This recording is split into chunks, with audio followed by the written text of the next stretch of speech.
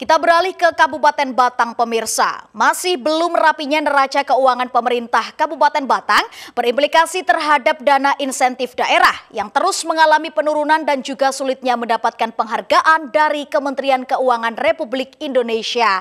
Rendahnya Indeks Pembangunan Manusia atau IPM saat ini juga menjadi sorotan DPRD Kabupaten Batang dikarenakan bakal mengancam tenaga kerja lokal yang semakin sulit untuk bersaing di tengah persiapan beroperasinya dua kawasan industri yang membutuhkan serapan tenaga kerja tidak sedikit. Sebagaimana yang diungkapkan oleh anggota Dewan Perwakilan Rakyat Daerah atau DPRD Kabupaten Batang Komisi A, yakni bidang hukum pemerintahan dan juga perizinan, usai mengikuti rapat paripurna DPRD dengan acara persetujuan bersama terhadap raperda tentang pertanggungjawaban pelaksanaan APBD tahun anggaran 2022 yang bertempat di ruang paripurna DPRD Kabupaten Batang. Wakil rakyat dari Partai Demokrasi Indonesia Perjuangan atau PDIP tersebut menyoroti 3 poin hasil kinerja pemerintah kabupaten seperti neraca keuangan, dana UHC, dan Indeks Pembangunan Manusia atau IPM yang masih kalah dengan kabupaten tetangga seperti halnya Kabupaten Kendal, sehingga akan mengancam tidak mendapatkan dana dari APBN seperti dana insentif daerah atau DID dan makin sulitnya warga dalam mendapatkan pekerjaan di rumahnya sendiri. Anggota Komisi A dari Partai PDIP, yakni M. Zainuddin mengatakan, dari tahun ke tahun DID Kabupaten Batang terus mengalami penurunan yang disebabkan salah satu indikator seperti neraca keuangan pemerintah Kabupaten Batang yang amburadul, seperti manajemen dan administrasi keuangan harus lebih cermat dan juga teliti. Indeks Pembangunan Manusia atau IPM mengalami stagnan dan cenderung tidak terjadi peningkatan yang nantinya justru bisa mengancam dunia lapangan kerja alias para pencari kerja dari warga lokal akan kalah bersaing dengan kompetitor dari luar daerah.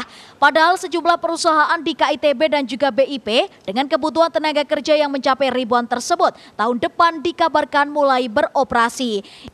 Imbas IPM yang rendah tidak menutup kemungkinan masyarakat di Kabupaten Batang khususnya yang masuk usia atau angkatan kerja tidak terserap dengan baik lantaran pendidikan atau SDM yang ada tidak bisa memenuhi kebutuhan perusahaan. Terkait dengan neraca keuangan kita itu salah satu indikator yang di Kementerian Keuangan itu sangat diperhitungkan. Jadi sebenarnya berapa sih hutang piutang kita yang belum pernah terlaporkan di dalam laporan keuangan per tahunnya, ini yang terpenting sehingga dilihat dari indikator itu sehingga nanti ada semacam reward yang akan diberikan oleh Kementerian Keuangan dalam hal tadi yang bentuknya DID itu. Itu pemahaman saya seperti itu. Ya, manajemen keuangan kemudian juga terkait dengan pelaporan. Sementara itu penjabat Bupati Batang yakni Lani Dwi Rejeki menjelaskan upaya dari pemerintah daerah sudah dilakukan. Terlihat perkembangannya sudah mengalami kenaikan namun masih belum maksimal dikarenakan banyak hal, salah satunya yakni di sektor kesehatan dan juga pendidikan. Khususnya pendidikan di jenjang sekolah menengah atas atau kejuruan yang saat ini sudah ditangani langsung oleh pemerintah provinsi namun masih minim tersedia di kecamatan yang berjumlah 15 kecamatan tersebut dan tidak semuanya sudah ada pendidikan SMA, SMK maupun madrasah aliyah negeri. Dinas Pendidikan dan Kebudayaan Kabupaten Batang selalu berkoordinasi dengan Disdikbud Provinsi Jawa Tengah untuk meminta diadakannya sekolah sesuai tingkatannya tersebut. Setidaknya pemerintah kabupaten akan mempersiapkan lahan untuk pembangunan SMA dan juga untuk mendukung peningkatan Indeks Pembangunan Manusia atau IPM. Bu, terkait IPM di Batang sangat rendah itu seperti apa nantinya, Bu? Untuk IPM kita memang dari tahun ke tahun mengalami kenaikan. Namun demikian kita